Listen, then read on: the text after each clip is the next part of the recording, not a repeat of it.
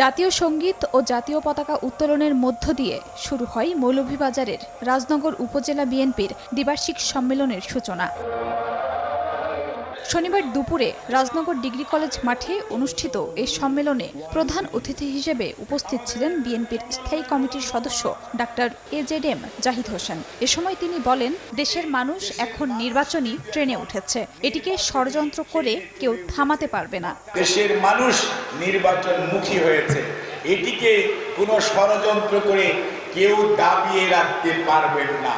দাবিয়ে রাখার চেষ্টা করলে সে ষড়যন্ত্র সার্থক হবে না।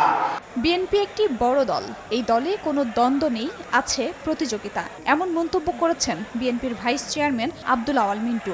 বরিশালে অশ্বিনী কুমার হলে দলটির সদস্য ফরম বিতরণ ও সদস্য নবায়ন কর্মসূচি অনুষ্ঠানে কথা বলেন তিনি। বিএনপি ভাবছে দেশের বৃহত্তর জনগণ যা চায় সেটাই আগে জাতীয় নির্বাচন।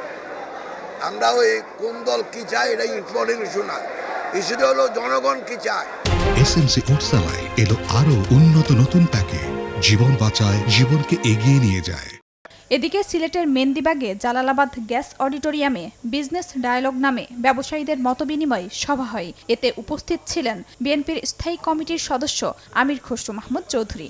বলেন, ফেব্রুয়ারির আগে স্থানীয় নির্বাচন সম্ভব নয়, তবে গণতান্ত্রিক অধিকার হিসেবে যে কোনো রাজনৈতিক দল নির্বাচন চাইতে পারে। বিএনপি জাতীয় নির্বাচনের জন্য প্রস্তুত আছে বলেও মন্তব্য করেন তিনি।